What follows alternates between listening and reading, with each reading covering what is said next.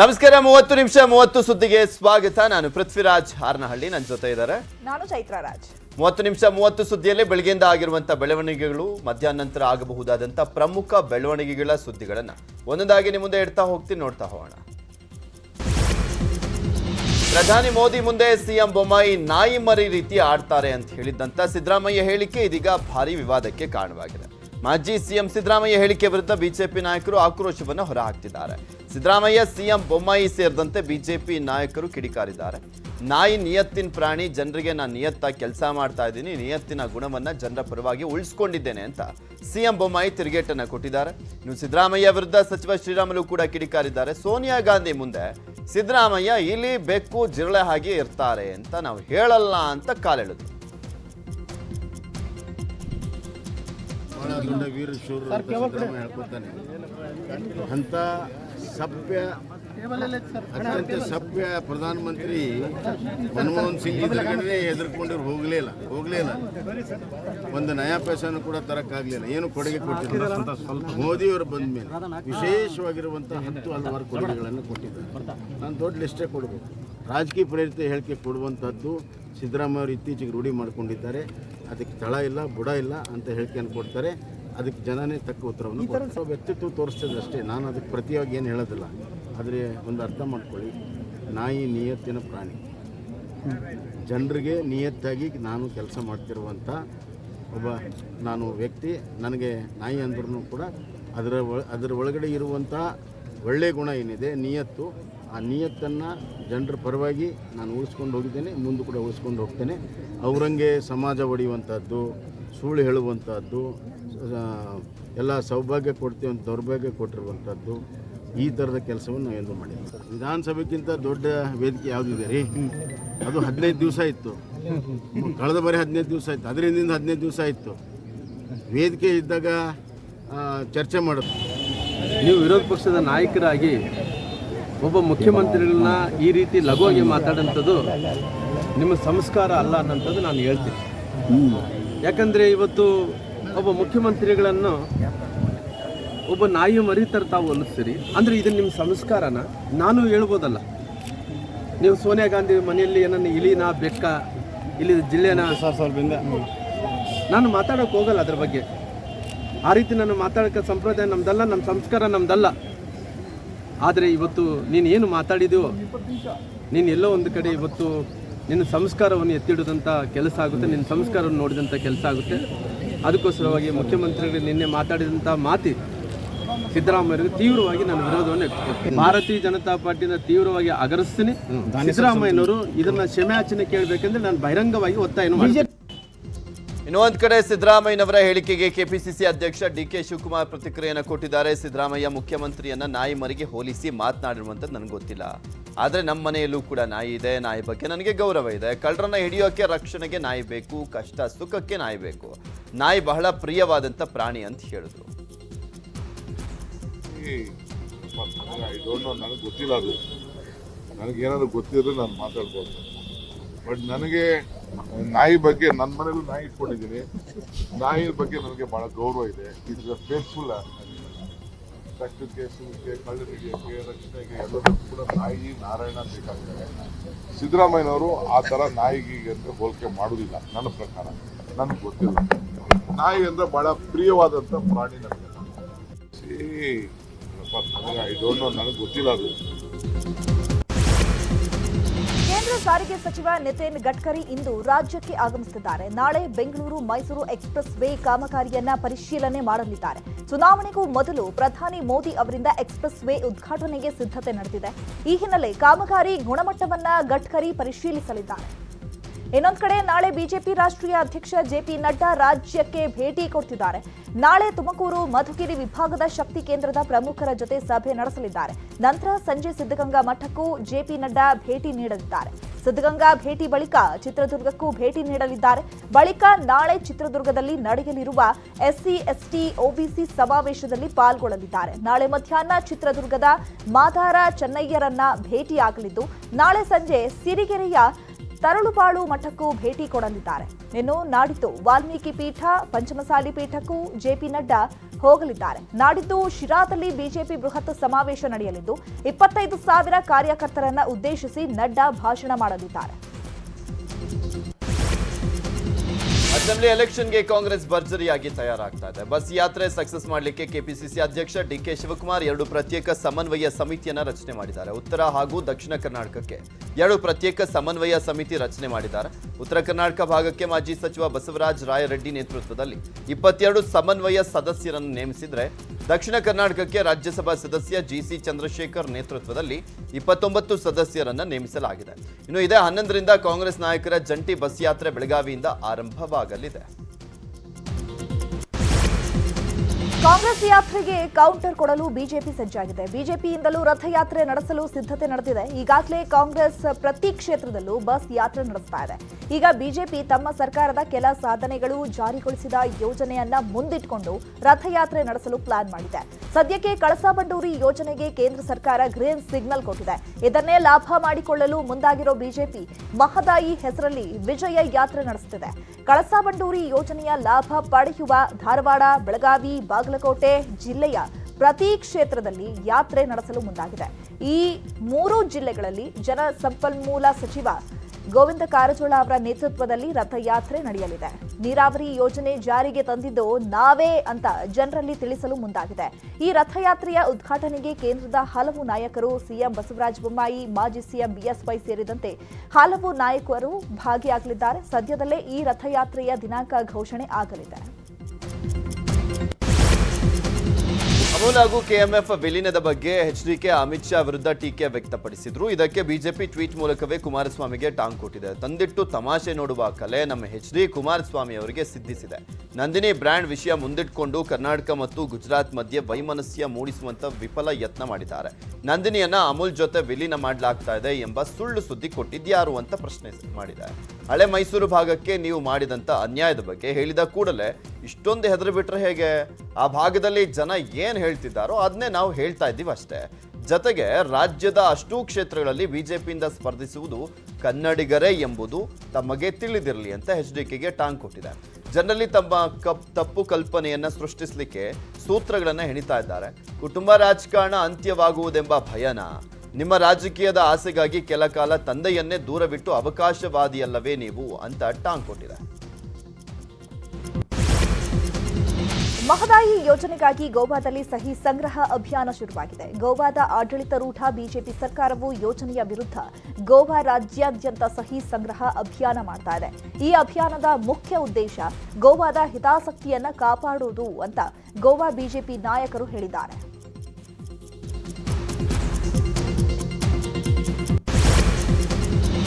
ಬಳ್ಳಾರಿಯ ವಿಮ್ಸ್ ಆಸ್ಪತ್ರೆಯಲ್ಲಿ 400 ಹಾಸಿಗೆಗಳ ತಾಯಿ ಮತ್ತು ಮಕ್ಕಳ ಆಸ್ಪತ್ರೆಗೆ ಸಿಎಂ ಬೊಮ್ಮಾಯಿ ಭೂಮಿ ಪೂಜೆಯನ್ನ ನೆರವೇರಿಸಿದ್ದಾರೆ.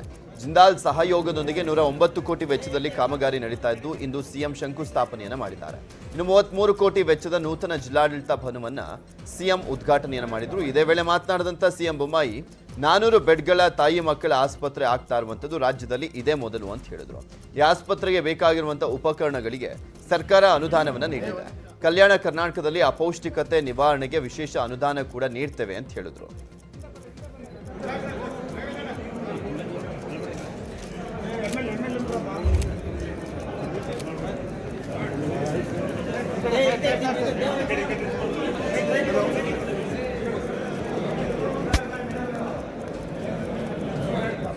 ಈ ಆಸ್ಪತ್ರೆ 400 ಬೆಡ್ಡಿನ ತಾಯಿ ಮಗುವಿನ ಆಸ್ಪತ್ರೆ ಬಳ್ಳಾರಿಗೆ ಆಗ್ತಿರುವಂಥದ್ದು ಬಹುತೇಕವಾಗಿ ಇಡೀ ಕರ್ನಾಟಕದಲ್ಲಿ ಒಂದೇ ಜಾಗದಲ್ಲಿ 400 ಬೆಡ್ಡಿನ ತಾಯಿ ಮಕ್ಕಳ ಆಸ್ಪತ್ರೆ ಇನ್ನೊಂದು ಆಗೋದಿಲ್ಲ. ಇದು ಒಂದೇ ಪ್ರಥಮ ಅಂತ ನನಗೆ ಅನಿಸ್ತಾ ಇದೆ. ಸಾಮಾನ್ಯವಾಗಿ ನಾವು ಇಲಾಖೆಯಿಂದ ಮಾಡುವಾಗ 100 ಬೆಡ್ಡಿನ ಆಸ್ಪತ್ರೆಯನ್ನು ನಾವು ಮಾಡ್ತೀವಿ. ಅದು 4 ಪಟ್ಟಾಗಿದೆ. ನಿಜವಾಗ್ಲೂ ಕೂಡ ಬಹಳ ಸಂತೋಷದ ಸಂಗತಿ. ಸಂತೋಷದಿಂದ ಅಡಿಗೆಗಳನ್ನು ಹಾಕಿದ್ದೇನೆ. ಜಿಂದಾಲ್ ಕಂಪ್ನಿಯವರು ಇದನ್ನು ಸಂಪೂರ್ಣವಾಗಿ ಕಟ್ಟಿಕೊಡೋದಕ್ಕೆ ಈಗಾಗಲೇ ಒಪ್ಕೊಂಡಿದ್ದಾರೆ ಮತ್ತು ಮಿಕ್ಕಿದ ಇಕ್ವಿಪ್ಮೆಂಟ್ಸನ್ನು ನಮ್ಮ ಸರ್ಕಾರ ಎಲ್ಲ ಕೊಡಬೇಕಾಗ್ತದೆ. ಅದನ್ನು ನಾವು ಕೊಡಲು ಸಿದ್ಧರಿದ್ದೇವೆ ಅನ್ನುವಂಥ ಮಾತನ್ನು ಈ ಸಂದರ್ಭದಲ್ಲಿ ಹೇಳಿ, ಮಾಜಿ ಸಚಿವ ಹಾಗೂ ಕಲ್ಯಾಣ ರಾಜ್ಯ ಪ್ರಗತಿ ಪಕ್ಷ ಸಂಸ್ಥಾಪಕರಾದ ಜನಾರ್ದನ ರೆಡ್ಡಿ ಇದೀಗ ಕೊಪ್ಪಳದಲ್ಲಿ ಕಾಂಗ್ರೆಸ್ ಮತ ಬ್ಯಾಂಕ್ಗಳ ಮೇಲೆ ಕಣ್ಣಿಟ್ಟಿದ್ದಾರೆ. ಕೊಪ್ಪಳದ ವನಬಳ್ಳಾರಿ ಗ್ರಾಮದಲ್ಲಿರೋ ಸಿದ್ದರಾಮಯ್ಯ ಆಪ್ತ ಹನುಮಂತ ಅರಸನಕೇರಿ ಅವರನ್ನ ಜನಾರ್ದನ ರೆಡ್ಡಿ ಭೇಟಿಯಾಗಿದ್ದಾರೆ. 2 ಜಿಲ್ಲಾ ಪಂಚಾಯತ್ ಕ್ಷೇತ್ರಗಳಲ್ಲಿ ಪ್ರಭಾವ ಹೊಂದಿರುವ ಹನುಮಂತ ಅರಸನಕೇರಿ ಅವರ ಜೊತೆ ಜನಾರ್ದನ ರೆಡ್ಡಿ ಮಹತ್ವದ ಮಾತುಕತೆ ನಡೆಸಿದ್ದಾರೆ. ಇನ್ನು ಈ ವೇಳೆ ಮಾತನಾಡಿದ ಜನಾರ್ದನ ರೆಡ್ಡಿ, ಜನವರಿ 16ರ ನಂತರ ಪಕ್ಷದ ಅಭ್ಯರ್ಥಿಗಳ ಹಾಗೂ ಪಕ್ಷದ ಪ್ರಣಾಳಿಕೆ ಬಗ್ಗೆ ಹಂತ ಹಂತವಾಗಿ ತಿಳಿಸ್ತೇನೆ ಅಂತ ಹೇಳಿದ್ದಾರೆ. ಸಾಕಷ್ಟು ಪ್ರೀತಿಯಿಂದ ಎಲ್ಲ ನಗರದ ಜನತೆ ಮತ್ತು ಹಳ್ಳಿ ಭಾಗಗಳಲ್ಲೂ ಕೂಡ ಸ್ವಾಗತ ಮಾಡಲಿಕ್ಕೆ ಅವರು ಭಾಳ ನಂತರ ಗಂಗಾವತಿ ಅಂತ ನಾನೇನು ಘೋಷಣೆ ಮಾಡಿದ್ದೇನೆ ಮತ್ತು ಪಕ್ಷದ ಘೋಷಣೆ ನಂತರ ಗಂಗಾವತಿ ಅಭ್ಯರ್ಥಿ ಅಂತೇಳಿ ಮಾಧ್ಯಮದ ಸ್ನೇಹಿತರ ಮೂಲಕ ಇಡೀ ರಾಜ್ಯಕ್ಕೆ ನಾನು ಈಗಾಗಲೇ ತಿಳಿಸಿದ್ದೇನೆ. ಇನ್ನೇ ಅದ್ದೂರಿಯಾಗಿ ಸ್ವಾಗತ ಮಾಡಿಕೊಡೋದಕ್ಕೆ ಏನಾದರೂ ಕೂಡ ರೆಡಿಯಾಗಿದೆ. ಮತ್ತು ಇವತ್ತು 2 ದೊಡ್ಡ ಒಂದು ಪಂಚಾಯಿತಿಗಳಲ್ಲೂ ಕೂಡ ಕಾರ್ಯಕ್ರಮಗಳನ್ನ ನಾನು ಹೋಗಿ ಅಟೆಂಡ್ ಮಾಡ್ತಾ ಇದ್ದೀನಿ. ಜನರ ಪ್ರೀತಿ ಅನ್ನೋದು ನಾನು ಮೊದಲಿಂದ ನಿಮಗೆ ಗಂಗಾವತಿ ಅಂದರೆ ನನಗೆ ಅದು ಬಳ್ಳಾರಿ ಅನ್ನೋ ಭಾವನೆ ಬರುತ್ತೆ ಆಗಲಿ, ಬೇರೆ ಭಾವನೆಯೇ ಬರೋದಿಲ್ಲ. ಇಲ್ಲಿ ಪ್ರತಿಯೊಂದು ಮನೆ ಮತ್ತು ಯುವಕರಲ್ಲಿ ಅವ್ರು ತೋರಿಸ್ತಾ ಇರೋ ಪ್ರೀತಿ ನಾಳೆ ಬೆಳಿಗ್ಗೆ ಚುನಾವಣೆ ಇದ್ದರೆ ಓಟ್ ಆಗಬೇಕು ಅನ್ನೋ ಮಟ್ಟಕ್ಕೆ ಆ ಪ್ರೀತಿ ತೋರಿಸ್ತಾ ಇದ್ದಾರೆ. ರಾಯಚೂರಿನ ಮಾನ್ವಿಯಲ್ಲಿ ಸಾರ್ವಜನಿಕ ಸ್ಥಳದಲ್ಲಿ ಜೆಡಿಎಸ್ ಶಾಸಕ ರಾಜ ವೆಂಕಟಪ್ಪ ನಾಯಕ್ ದರ್ಪವನ್ನ ಪ್ರದರ್ಶನ ಮಾಡಿದ್ದಾರೆ. ಶಾಸಕ ರಾಜ ವೆಂಕಟಪ್ಪ ನಾಯಕ ಗುತ್ತಿಗೆದಾರ ಪ್ರಭು ಎನ್ನುವರ ಮೇಲೆ ದರ್ಪವನ್ನ ತೋರಿದ್ದು ಅವರು ಹಾಕಿದ್ದಂತ ಕನ್ನಡಕವನ್ನ ಕಿತ್ತಿಸ್ತಿದ್ದಾರೆ. ಕವಿತಾಳ ಪಟ್ಟಣಕ್ಕೆ ಕಾಮಗಾರಿ ವೀಕ್ಷಣೆಗೆ ಶಾಸಕರು ತೆರಳಿದ್ರು. ಈ ವೇಳೆ ಕಳಪೆ ಕಾಮಗಾರಿ ಆಗಿದೆ ಅಂತ ತರಾಟೆಗೆ ತೆಗೆದುಕೊಂಡು ಏಕಾಏಕಿ ಕನ್ನಡಕವನ್ನ ಕಿತ್ತು ಎಸೆದು ಅವಾಚ್ಯ ಶಬ್ದಗಳಿಂದ ನಿಂದಿಸಿದ್ದಾರೆ. ಕಲಬುರಗಿಯಿಂದ ನೀವು ಯಾಕೆ ಬರ್ತೀರಾ, ನಿಮ್ಮನ್ನು ಇಲ್ಲೇ ಉಳಿಸ್ಬಿಡ್ತೀನಿ ಅಂತಲೂ ಕೂಡ ಬೆದರಿಕೆಯನ್ನು ಹಾಕಿದ್ದಾರೆ. ಶಾಸಕರ ಈ ನಡೆಗೆ ಅಧಿಕಾರಿಗಳು ಆಕ್ರೋಶವನ್ನು ಹೊರಹಾಕಿದ್ದಾರೆ.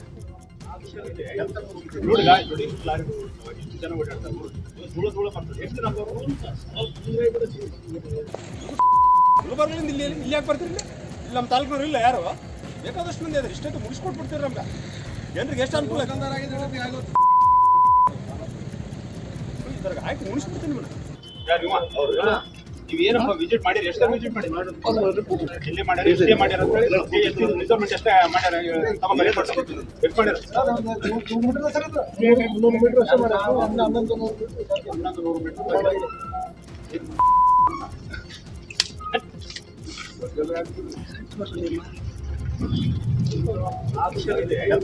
ನೋಡಿ ಇಷ್ಟು ಜನ ಓಡಾಡ್ತಾರೆ. ಧೂಳ ಬರ್ತದೆ. ಎಷ್ಟು ನಮ್ಮ ಎದಕ್ಕೆ ಬರ್ತೀರಪ್ಪ ನಮ್ಗೆ? ಇವತ್ತು ನಮ್ಮ ಹೆಸರು ಕೇಳ್ತಕ್ಕಲ್ಲ ನಿಮ್ಗೆಲ್ಲ ಪ್ಲಾನು. ರಾಯಚೂರವ್ರ ಮಾತು ಕೇಳಿ, ಏನೇನು ಮಾಡ್ತೀರಿ ಎಲ್ಲ ಮಾಹಿತಿ ಇರ್ತದೆ ನಮ್ಮಲ್ಲಿ. ನೀವು ಏನ್ ಮಾಡ್ತೀರ ಉಲ್ಟಾ ಹೆಂಗ್ ಮಾಡೋದು ಗೊತ್ತದ ನಮ್ಗ. ನೀವು ಇಂಜಿನಿಯರ್ಸ್, ನಿಮ್ಗೆ ಸ್ವಲ್ಪ ಮನುಷ್ಯತ್ವ ಇಲ್ಲಪ್ಪ. ನೀವು ಇಂಜಿನಿಯರು, ನಿಮ್ಗೆ ಮನುಷ್ಯತ್ವ ಇಲ್ಲ.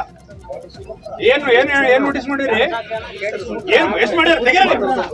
ಎಷ್ಟು ಮಾಡಿದ್ರಪ್ಪ? ಎಷ್ಟು ಮಾಡ್ಬೇಕಲ್ಲಿ? 1 ಕಿಲೋಮೀಟರ್ 400 ಮೀಟರ್ ಮಾಡ್ಬೇಕು. 1.4 ಎಷ್ಟು ಮಾಡ್ಯಾರ ಅವರು?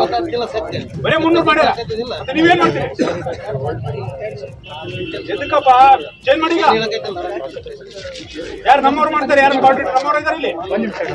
ಒಂದೇ ತಿಂಗಳದಾಗ ಮಾಡ್ಕೊಡ್ತಾರೆ. 1 ತಿಂಗಳದಾಗ ಮಾಡ್ಬೋದಲ್ಲ? 2 ತಿಂಗಳ ಮಾಡ್ಬೋದು. ಗುಲ್ಬರ್ಗದಿಂದ ಇಲ್ಲಿ ಯಾಕೆ ಬರ್ತೀರಿ? ಇಲ್ಲಿ ನಮ್ಮ ತಾಲೂಕಿನವ್ರು ಇಲ್ಲ, ಯಾರು ಬೇಕಾದಷ್ಟು ಮಂದಿ ಅದ್ರ ಇಷ್ಟೊತ್ತು ಮುಗಿಸ್ಕೊಟ್ಬಿಡ್ತೀರಿ. ನಮ್ಗೆ ಜನರಿಗೆ ಎಷ್ಟು ಅನುಕೂಲ ಆಯ್ತು, ಮುಗಿಸ್ಬಿಡ್ತೀನಿ. ನೀವೇನಪ್ಪ ವಿಸಿಟ್ ಮಾಡಿರಿ? ಎಷ್ಟು ವಿಸಿಟ್ ಮಾಡಿ ಇಲ್ಲಿ ಮಾಡ್ಯಾರ, ಇಷ್ಟೇ ಮಾಡ್ಯಾರ ಅಂತ ಹೇಳಿ ಮೆಜರ್ಮೆಂಟ್ ಎಷ್ಟೇ ಮಾಡ್ಯಾರ? ತಮ್ಮ ಮನೆ ಎಷ್ಟು ಮಾಡ್ಯಾರ? 300 ಮೀಟರ್ ಅಷ್ಟೇ ಮಾಡ್ಯಾರ. 1100 ಮೀಟರ್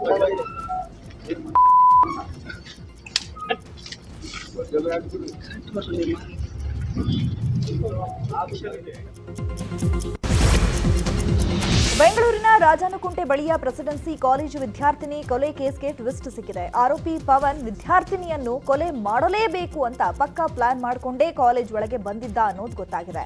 ಆರೋಪಿ ಪವನ್ ಲಯಸ್ಮಿತಾಳನ್ನ ಹುಚ್ಚನಂತೆ ಪ್ರೀತಿ ಮಾಡ್ತಿದ್ದ.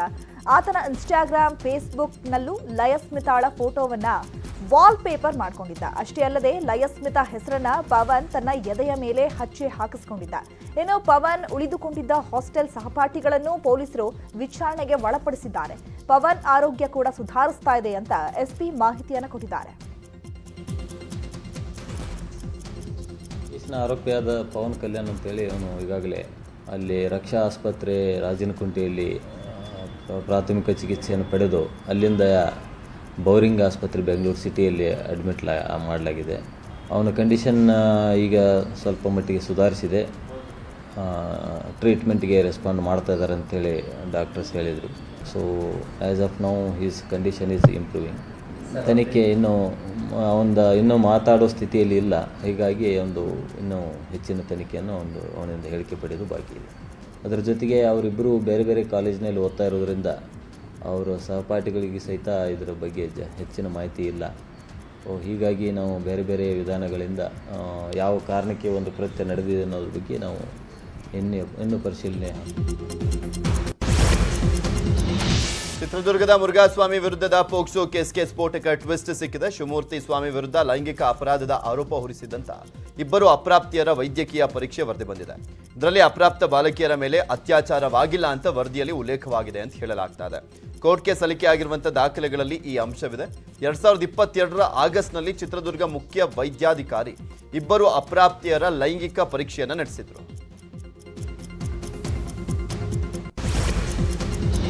ಜ್ಞಾನಯೋಗಿ ಸಿದ್ದೇಶ್ವರ ಶ್ರೀಗಳು ಪಂಚಭೂತಗಳಲ್ಲಿ ಲೀನವಾಗಿದ್ದಾರೆ. ನಿನ್ನೆ ರಾತ್ರಿ ಜ್ಞಾನ ಶರೀರಕ್ಕೆ ಅಗ್ನಿಸ್ಪರ್ಶವಾಗಿದ್ದು ಇಂದು ಕೂಡ ಅಪಾರ ಸಂಖ್ಯೆಯಲ್ಲಿ ಭಕ್ತರು ಜ್ಞಾನಾಶ್ರಮದತ್ತ ಬರ್ತಿದ್ದಾರೆ. ಬೆಳಗ್ಗೆಯಿಂದಲೇ ಮಠಕ್ಕೆ ಬರ್ತಾ ಇರೋ ಭಕ್ತರು ಕಣ್ಣೀರು ಹಾಕ್ತಿದ್ದಾರೆ. ಇನ್ನು ಶ್ರೀಗಳ ಚಿತಾಭಸ್ಮವನ್ನ ಭಕ್ತರಿಗೂ ನೀಡಲಾಗುತ್ತೆ ಎನ್ನಲಾಗಿತ್ತು. ಆದರೆ ಈ ಬಗ್ಗೆ ಜ್ಞಾನ ಯೋಗಾಶ್ರಮದ ಅಧ್ಯಕ್ಷರಾದ ಬಸವಲಿಂಗ ಸ್ವಾಮೀಜಿ ಸ್ಪಷ್ಟನೆ ಕೊಟ್ಟಿದ್ದಾರೆ. ಆಶ್ರಮದಿಂದಲೇ ಚಿತಾಭಸ್ಮ ವಿಸರ್ಜನೆ ಮಾಡಲಾಗುತ್ತೆ, ಭಕ್ತರಿಗೆ ಚಿತಾಭಸ್ಮ ನೀಡಲ್ಲ. ಹೀಗಾಗಿ ಯಾರು ಚಿತಾಭಸ್ಮಕ್ಕಾಗಿ ಕಾಯಬೇಡಿ ಅಂತ ಹೇಳಿದ್ದಾರೆ. ಇನ್ನು ಆಶ್ರಮದ ಹಾಲಿ ಅಧ್ಯಕ್ಷರಾಗಿರುವ ಬಸವಲಿಂಗ ಶ್ರೀಗಳಿಗೆ ಆಶ್ರಮದ ಜವಾಬ್ದಾರಿ ನೀಡೋ ಸಾಧ್ಯತೆ ಇದೆ. ಅಪ್ಪುಗಳದು ಅಂತ್ಯ ಸಂಸ್ಕಾರ ಎಲ್ಲ ಪೂಜ್ಯರ ಸಾನ್ನಿಧ್ಯದಲ್ಲಿ ಮತ್ತು ಜನಪ್ರತಿನಿಧಿಗಳ ನಿಧಿಯಲ್ಲಿ ಎಲ್ಲ ಜನರ ಸರ್ಕಾರದ ವತಿಯಿಂದ ಆಯ್ತದೆ. ಈಗ ಅದನ್ನು ಅಪ್ಪುಗಳ ಇಚ್ಛಾ ಪ್ರಕಾರನೇ ಅದು ನಾವು ಏನು ಕ್ರಿಯೆ ಮಾಡೋಕ್ಕೂ ಮಾಡಿ ನದಿಗೆ ವಿಸರ್ಜನೆ ಮಾಡುವಂಥದ್ದು ಮಾಡ್ತೀವಿ. 3ನೇ ದಿನಕ್ಕೆ ಮಾಡ್ತೀವಿ. ಈಗ ಅಲ್ಲಿ ಯಾರ್ಯಾರು ತಾವು ಇಚ್ಛಾಪಟ್ಟಂಥವ್ರಿಗೆ ಎಲ್ಲರಿಗೆ ಅದು ಕೊಡೋಕೆ ಆಗಂಗಿಲ್ಲ, ಅದು ಅಪ್ಪುಗಳ ಇಚ್ಛೆ ಇಲ್ಲ. ಯಾರು ನೀವು ಇಚ್ಛೆ ಇದ್ದವರು ಒಂದು ವಿಭೂತಿ ತೊಗೊಳ್ಳೋದು, ಬಂದು ಇಲ್ಲಿ ಇಟ್ಟು ಇದು ಅಪ್ಪುಗಳದೇ ಅಂತ ತೊಗೊಂಡು ಅದನ್ನ ಭಸ್ಮವನ್ನು ಹಚ್ಕೋಣ. ಭಸ್ಮವನ್ನು ಕೊಡಲ್ಲ ನೀವು ಯಾರಿಗೆ? ಭಸ್ಮ ಅಲ್ಲ, ಇದು ಈ ಚಿತಾಭಸ್ಮ ಇದು ಕೊಡೋಣ. ನಿನ್ನೆ ಚಿತಾಭಸ್ಮವನ್ನ ಯಾರಾದರೂ ನದಿಗೆ ಬಿಡೋರಿದ್ರೆ ಬನ್ನಿ ಅದೇ ಹೇಳಿದ್ರಲ್ಲ, ನಾವಿನ್ನೂ ಅದು ನಿರ್ಣಯ ಮಾಡಿ ಅದು ಮಾಡಿಲ್ಲ. ಅದನ್ನ ವಿಧಾನ ಮಾಡಿ ಹೇಳ್ತೀವಿ. ಇವತ್ತು ಯಾರಾದರೂ ಜನ ಏನೇನಿದ್ರು ಅಲ್ಲಿ ಬಂದು ವಿಭೂತಿ ಹಚ್ಕೊಂಡು ಅಲ್ಲಿ ತಗೊಳ್ಳೋದು, ವಿಭೂತಿ ಅಲ್ಲಿ ಇಟ್ಕೊಂಡು ಇದು ಅಪ್ಪುಳದಿ ಭಸ್ಮ ತಗೊಂಡು ಹೋಗಿ ಹಚ್ಕೊಳ್ಳೋದು. ಪೂಜೆ ಏನೋ ಜಲಮಂಡಳಿಯಲ್ಲಿ ಕೋಟಿ ಹಣ ನುಂಗಿದ್ದಂಥ ಭ್ರಷ್ಟ ಅಧಿಕಾರಿಗಳನ್ನು ಅಮಾನತು ಮಾಡಲಾಗಿದೆ. ಬಿಲ್ ಕಟ್ಟಿಸಿಕೊಂಡು ಮಂಡಳಿಗೆ ಪಾವತಿಸದೇ ಇದ್ದಂಥ 13 ಮಂದಿಯನ್ನು ಅಮಾನತುಗೊಳಿಸಲಾಗಿದೆ. ಜಲಮಂಡಳಿ ಬಿಲ್ ಅಕ್ರಮದ ಬಗ್ಗೆ ನ್ಯೂಸ್ 18 ವರದಿಯನ್ನು ಮಾಡಿತ್ತು. ಗ್ರಾಹಕರು ಪಾವತಿಸಿದ್ದಂಥ ಸುಮಾರು 5 ಕೋಟಿ ಹಣವನ್ನು ಅಧಿಕಾರಿಗಳು ನುಂಗಿದ್ರು. ಮಂಡಳಿಯ 45 ಉಪವಿಭಾಗದಲ್ಲಿ ಹಣ ದುರ್ಬಳಕೆ ಆಗಿತ್ತು. ಆಂತರಿಕ ತನಿಖೆ ಮಾಡಲಿಕ್ಕೆ 3 ಟೀಮ್ಗಳನ್ನು ರಚಿಸಲಾಗಿತ್ತು. ಇದೀಗ ತನಿಖೆ ವರದಿ ಬಂದಿದ್ದು 2016ರಿಂದಲೂ ಕೂಡ ಭ್ರಷ್ಟ ಅಧಿಕಾರಿಗಳು ನಗದು ವಂಚಿಸಿರುವಂಥದ್ದು ಬೆಳಕಿಗೆ ಬಂದಿದೆ. ಹೀಗಾಗಿ ಹಿರಿಯ ಇಂಜಿನಿಯರ್ಗಳು ಸೇರಿದಂತೆ 13 ಮಂದಿಯನ್ನ ಸಸ್ಪೆಂಡ್ ಮಾಡಲಾಗಿದೆ. ಬೆಂಗಳೂರಲ್ಲಿ 9 ತಿಂಗಳ ಹಿಂದೆ ಕೊಲೆಯಾದ ಯುವಕ ಶರತ್ ಶವಕ್ಕಾಗಿ ಚಿಕ್ಕಮಗಳೂರಿನ ಚಾರ್ಮಾಡಿ ಘಾಟ್ನಲ್ಲಿ ಹುಡುಕಾಟ ನಡೆಸಲಾಗಿದೆ. ಬೆಂಗಳೂರಿನ ಕೋಣನಕುಂಟೆ ಮೂಲದ ಶರತ್ ಎಂಬಾತ ಸಾಲ ಪಡೆದು ಹಿಂದಿರುಗಿಸದೇ ಹಿನ್ನೆಲೆಯಲ್ಲಿ ಚಿತ್ರಹಿಂಸೆ ಕೊಟ್ಟು ಕೊಲೆ ಮಾಡಲಾಗಿತ್ತು. ಬಳಿಕ ಆ ಮೃತದೇಹವನ್ನು ದುಷ್ಕರ್ಮಿಗಳು ಚಾರ್ಮಾಡಿ ಘಾಟ್ನಲ್ಲಿ ಮೃತದೇಹ ಎಸೆದು ಪರಾರಿಯಾಗಿದ್ದರು. ಕಬ್ಬನ್ ಪಾರ್ಕ್ ಪೊಲೀಸ್ ಠಾಣೆಯಲ್ಲಿ ಶರತ್ ನಾಪತ್ತೆ ಪ್ರಕರಣ ದಾಖಲಾಗಿತ್ತು. ಕಬ್ಬನ್ ಪಾರ್ಕ್ ಪೊಲೀಸರು 5ರನ್ನ ವಶಕ್ಕೆ ಪಡೆದು ವಿಚಾರಣೆ ನಡೆಸಿದರು. ಇದೀಗ ಆರೋಪಿಗಳು ನೀಡಿದ ಮಾಹಿತಿ ಆಧಾರದ ಮೇರೆಗೆ ಚಾರ್ಮಾಡಿ ಘಾಟ್ ಪ್ರದೇಶದಲ್ಲಿ ಶವಕ್ಕಾಗಿ ಹುಡುಕಾಟ ನಡೆಸುತ್ತಿದ್ದಾರೆ.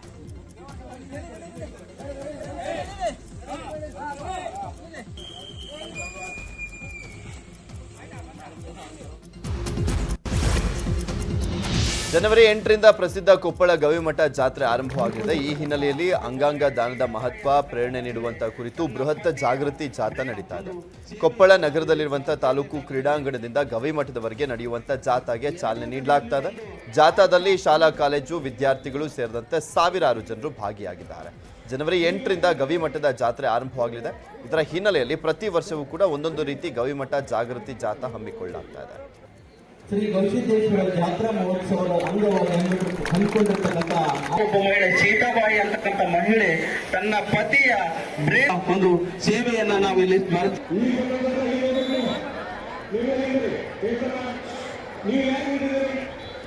Welcome back. ಉಳಿದ ಸುದ್ದಿಗಳನ್ನು ಒಂದೊಂದಾಗಿ ನೋಡ್ತಾ ಹೋಗೋಣ. ಜನರ ನಿದ್ದೆಗೆಡಿಸಿದ್ದ ಚಿರತೆ ಕೊನೆಗೂ ಕೂಡ ಅರಣ್ಯಾಧಿಕಾರಿಗಳು ಇಟ್ಟಿದ್ದಂತ ಬೋನಿಗೆ ಬಿದ್ದಿದೆ. ತುಮಕೂರು ಜಿಲ್ಲೆಯ ಕೊರಟಗೆರೆ ಪಟ್ಟಣದ ಬಸವನ ಬೆಟ್ಟ ಸಮೀಪ ತಿಮ್ಮಣ್ಣ ಎನ್ನುವವರ ಜಮೀನಲ್ಲಿ ಇಟ್ಟಿದ್ದಂತ ಬೋನಿಗೆ ಚಿರತೆ ಬಿದ್ದಿದೆ. ಕಳೆದ 1 ವಾರದಿಂದ 2 ಚಿರತೆಗಳು ಸೆರೆಯಾಗಿದ್ದು ಜನರು ನಿಟ್ಟುಸಿರನ್ನ ಬಿಟ್ಟಿದ್ದಾರೆ.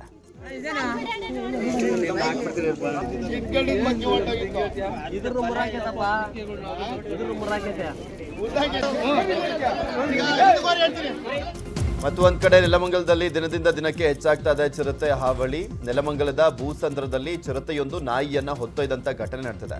ಚಿರತೆ ನಾಯಿಯನ್ನ ಬೇಟೆಯಾಡಿದಂತ ದೃಶ್ಯ ಸಿಸಿಟಿವಿಯಲ್ಲಿ ಸೆರೆಯಾಗಿದೆ.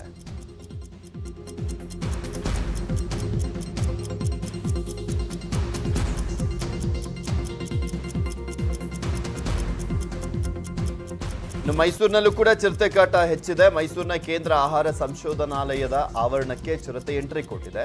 CFTRI ಆವರಣದಲ್ಲಿರುವಂತಹ ಶಾಲೆಯ ಬಳಿ ಚಿರತೆ ಪ್ರತ್ಯಕ್ಷವಾಗಿದೆ.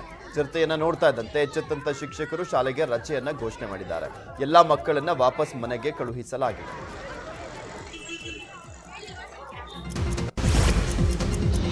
ಇಡೀ ವಿಶ್ವವೇ ಕಂಗಿಡುವಂತೆ ಮಾಡಿರುವ ಕೊರೋನಾ ಇದೀಗ ಮತ್ತೆ ಹೆಚ್ಚಳ ಆಗ್ತಾ ಇದೆ. ಹಲವು ರೂಪಾಂತರಿಗಳು ಪತ್ತೆಯಾಗ್ತಾ ಇದೆ.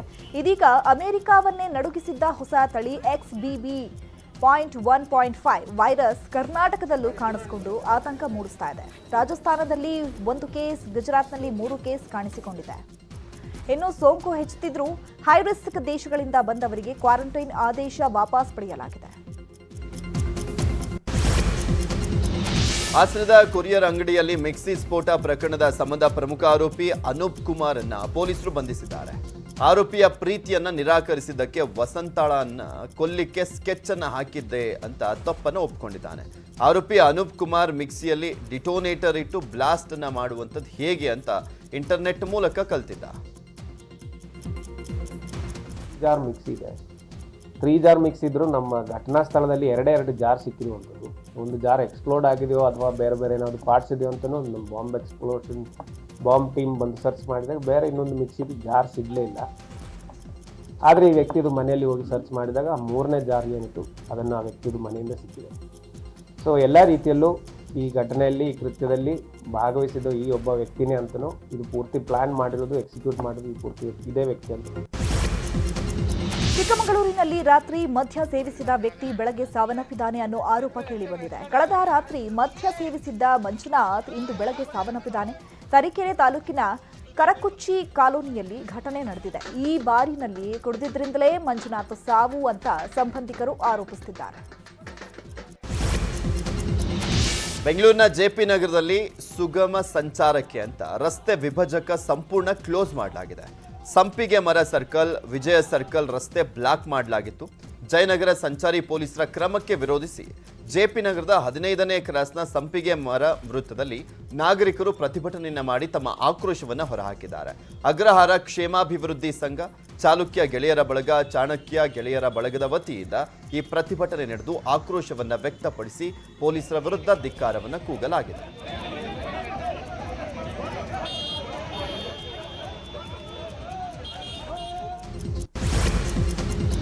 ಬೆಂಗಳೂರು ಅಷ್ಟೇ ಅಲ್ಲ, ತಮಿಳುನಾಡಿನ ಚೆನ್ನೈನಲ್ಲೂ ರಸ್ತೆ ಗುಂಡಿ ಅಧ್ವಾನದಿಂದ ಸಾವು ಸಂಭವಿಸ್ತಾ ಇದೆ. ಚೆನ್ನೈನ ಮಥುರಾ ವಾಯಲ್ ಬಳಿ ಮಹಿಳಾ ಸಾಫ್ಟ್ವೇರ್ ಇಂಜಿನಿಯರ್ ಒಬ್ಬರು ಲಾರಿಗೆ ಸಿಲುಕಿ ಸಾವನ್ನಪ್ಪಿದ್ದಾರೆ.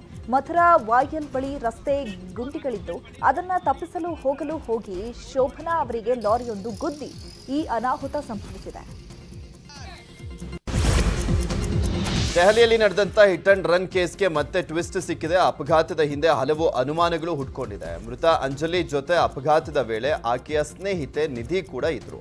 ನಿಧಿ ಬಳಿ ಅಪಘಾತದ ವೇಳೆ ಫೋನ್ ಇತ್ತು, ಆದರೆ ಅಪಘಾತದ ಬಳಿಕ ನಿಧಿ ಫೋನ್ ನಾಪತ್ತೆ ಆಗಿದೆ.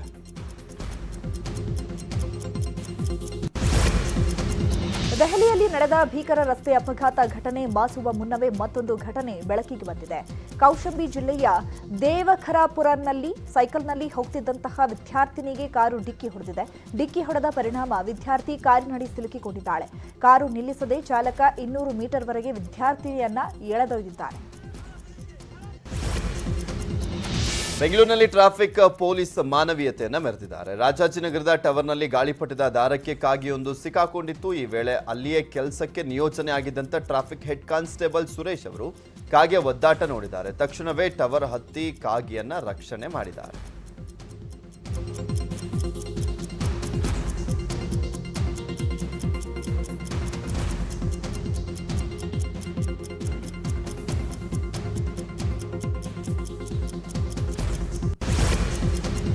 ಜಾರ್ಖಂಡ್ನಲ್ಲಿರೋ ಜೈನರ ಪವಿತ್ರ ಶ್ರದ್ಧಾ ಕೇಂದ್ರ ಶ್ರೀ ಸಮ್ಮೇದ್ ಶಿಖರ್ಜಿಯನ್ನ ಜಾರ್ಖಂಡ್ ಸರ್ಕಾರ ಪ್ರವಾಸಿ ಸ್ಥಳವೆಂದು ಘೋಷಿಸಿದೆ. ಧಾರ್ಮಿಕ ಕೇಂದ್ರವನ್ನ ಪ್ರವಾಸಿ ತಾಣವಾಗಿ ಮಾಡಿರುವುದಕ್ಕೆ ದೇಶಾದ್ಯಂತ ಜೈನ ಸಮುದಾಯ ಪ್ರತಿಭಟನೆ ನಡೆಸ್ತಾ ಇದೆ. ಸರ್ಕಾರದ ನಿರ್ಧಾರದಿಂದ ಧರ್ಮದ ಪಾವಿತ್ರ್ಯತೆಗೆ ಧಕ್ಕೆ ಬರುತ್ತೆ, ಇದಕ್ಕೆ ಅವಕಾಶ ಬೇಡವೆಂದು ಪ್ರತಿಭಟನೆ ನಡೆಸುತ್ತಿದ್ದಾರೆ.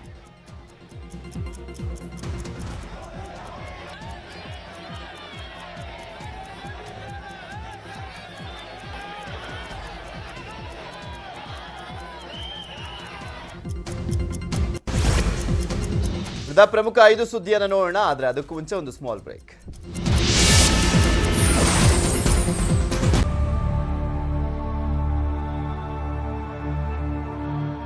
ಜ್ಞಾನಯೋಗಿ ವಿಶ್ವಸಂತ ಸಿದ್ದೇಶ್ವರ ಮಹಾಸ್ವಾಮಿಗಳವರ ಒಂದು ಅಂತಿಮ ದರ್ಶನಕ್ಕಾಗಿ ಲಕ್ಷಾಂತರ ಭಕ್ತ ಜನ ಸಾಗರ ಹರಿದು ಬರ್ತಾ ಇದೆ.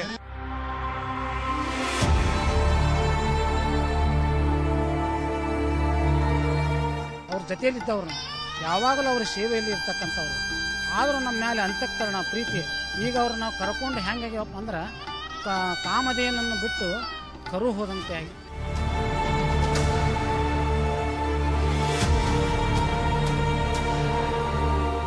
ಮಹಾನ್ ತ್ಯಾಗಿ ಪುರುಷರ ಯುಗ ಅದು. ಶರೀರದಿಂದ ಅವರು ನಮ್ಮಿಂದ ಮರೆಯಾದರೂ ಕೂಡ ಅವ್ರ ಜ್ಞಾನದಿಂದ, ಅವ್ರ ವಿಚಾರದಿಂದ, ಅವರ ಆದರ್ಶ ಜೀವನದಿಂದ ನಮ್ಮೆಲ್ಲರ ಋನ್ಮಂದಿರದಲ್ಲಿ ಸದಾಕಾಲ ಅವರು ವಾಸಿಸ್ತಾರ. ಅವರು ಅಮರವಾಗಿ ನಮ್ಮ ಮಧ್ಯದಲ್ಲಿ ಇರ್ತಾರ.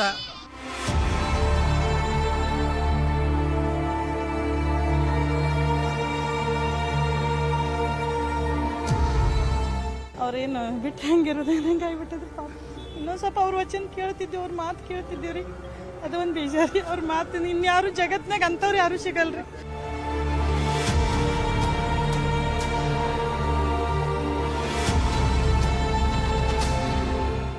ಅವರು 100 ಕಿಲೋಮೀಟರ್ 200 ಕಿಲೋಮೀಟರ್ ಅವರ ಪ್ರವಚನ ಇದ್ರು ನಾವು ಯುವಕರ ಜೊತೆ ಎಲ್ಲ ಒಂದು ಸಂಘಟನೆ ಮಾಡಿಕೊಂಡು ಯುವಕರು ಅವರ ಪ್ರವಚನ ಕೇಳ್ಕೊಂಡು ಸ್ವಲ್ಪ ನಮ್ಮ ಜೀವನದಲ್ಲಿ ನಿತ್ಯ ಜೀವನ.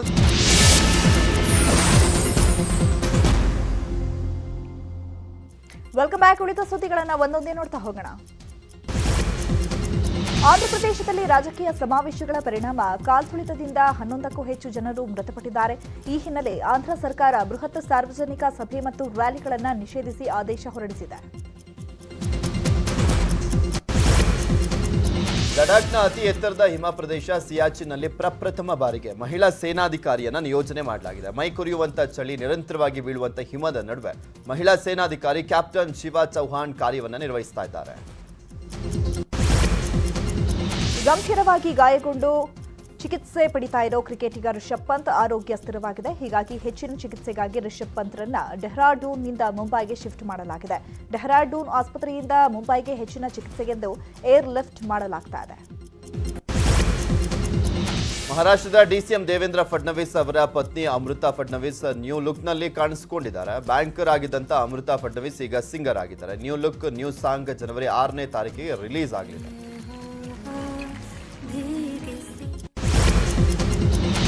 ಬೆಂಗಳೂರಿನಲ್ಲಿ ಒಬ್ಬಳು ಗಂಧರ್ವ ಕನ್ಯೆ ಎಲ್ಲ ಕಡೆ ಓಡಾಡಿ ಯಾರಿಗೂ ಹುಡುಕಾಡ್ತಾ ಇದ್ಲು. ಆದ್ರೆ ಆಕೆ ಯಾರನ್ನ ಹುಡುಕಾಡ್ತಿದ್ದಾಳೆ ಅನ್ನೋದು ಸಸ್ಪೆನ್ಸ್ ಆಗಿತ್ತು. ಆ ಸಸ್ಪೆನ್ಸ್ ಈಗ ರಿವೀಲ್ ಆಗಿದೆ. ಆ ಹುಡುಗಿ ಯಾರು? ಈ ಹುಡುಗಿ ಬೆಂಗಳೂರಿನ ಪ್ರಮುಖ ಜಾಗಗಳಲ್ಲಿ ಓಡಾಡ್ತಾ ಇದ್ದಾಳೆ. ಯಾರಿವಳು? ಯಾರು ಗುರು ಇದು? ಯಾರಿವಳು ಅಂತ ಗೊತ್ತಾ? ಮೆಟ್ರೋ ರೈಲಿನಲ್ಲೂ ಕೂಡ ಸುತ್ತಾಡಿದ್ದಾಳೆ, ಪಾರ್ಕ್ಗಳಲ್ಲೂ ಕೂಡ ಓಡಾಡಿದ್ದಾಳೆ. ಮಾಲ್ಗಳಲ್ಲೂ ಕೂಡ ಓಡಾಡಿದ್ದಾಳೆ. ಅಷ್ಟೇ ಅಲ್ಲದೆ ಮೆಟ್ರೋದಲ್ಲಿ ಪ್ರಯಾಣ ಮಾಡಿರೋ ವಿಡಿಯೋಗಳು ಸಖತ್ ಸದ್ದು ಮಾಡ್ತಿವೆ.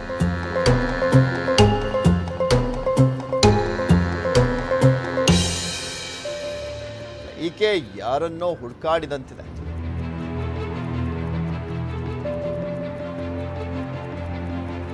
ಈಕೆ ಯಾರು, ಈಕೆ ಹುಡುಕ್ತಾ ಇರುವಂತದ್ದು ಯಾರನ್ನ ಅನ್ನೋದೇ ಸಸ್ಪೆನ್ಸ್ ಆಗಿದೆ.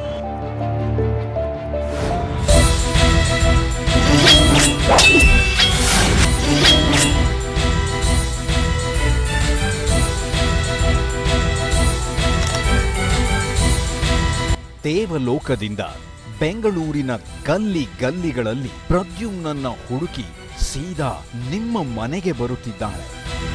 ಅವಳು ಹುಡುಕುತ್ತಿರುವ ರಾಜಕುಮಾರ ಸಿಗ್ತಾನೆ.